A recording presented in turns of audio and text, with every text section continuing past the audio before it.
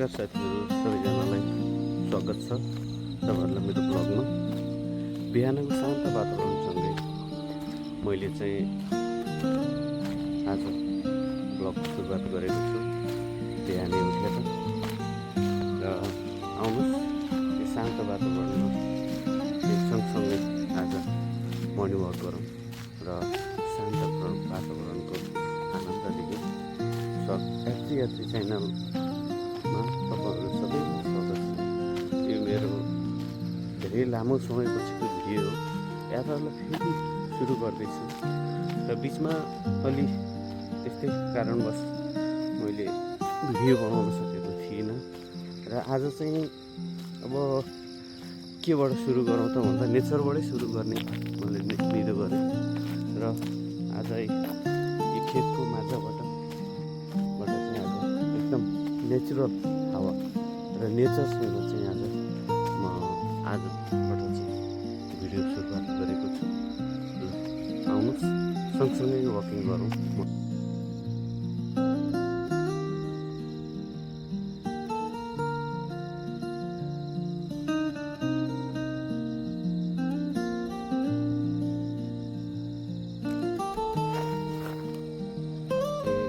यहाँ भनेको तपाईँको एउटा भाँडा भन्ने पनि छैन होइन।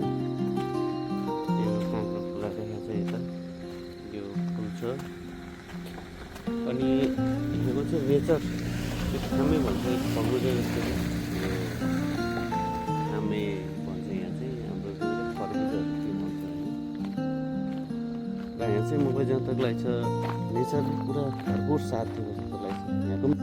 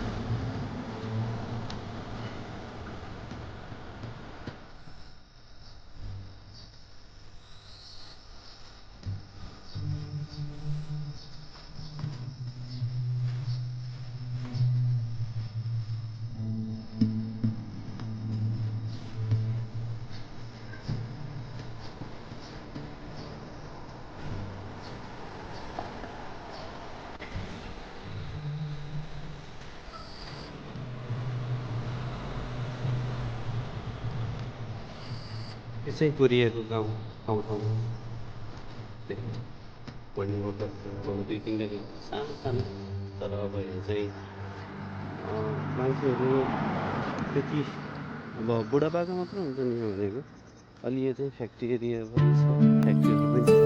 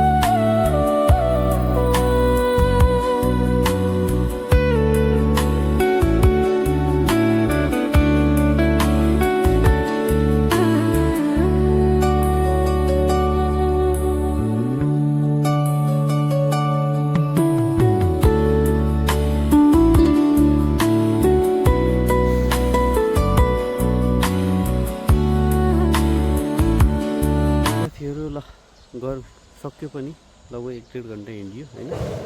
अब आज बिदाको दिन भएर हो नत्र भने त्यति टाइम त हुँदैन र घर घाम पनि लागिसक्यो। अहिले चाहिँ एकछिन शीतलमा बसेर लास्टै गर्मी छ के गर्नु, कोरियामा गर्मी अलिक कम बढेको छ हैन। यो मेन गर्मीको टाइम त यही नै हो तर ठिकै छ। बिहानको शीतल रमाइलो दृश्य एकछिन घुमियो हैन, मन आनन्द शान्त भयो। अब साथीहरू तपाईहरुलाई यो भिडियो कस्तो लाग्यो, यदि राम्रो लाग्यो र यस्तै भिडियोहरु हेर्न मन पर्छ भने मेरो च्यानललाई सब्स्क्राइब गरेर लाइक कमेन्ट शेयर गर्नु होला र साथ सपोर्ट पनि दिनु होला। अनि अर्को कुरा सल्लाह सुझाव दिन नबिर्सनु होला। तपाईहरुको सल्लाह सुझाव नै मेरो लागि अगाडि बढ्ने बाटो हुनेछ र सुधार्ने बाटो हुनेछ। मैले गरेको गल्तीहरु मैले सुधार्ने ठाउँ मिल्नेछ। हस्त धन्यवाद। फेरि भेटौँला अर्को भिडियोमा। तपाईको साथ र सपोर्टको खाँचो छ, दिन चाहिँ नबिर्सनु होला।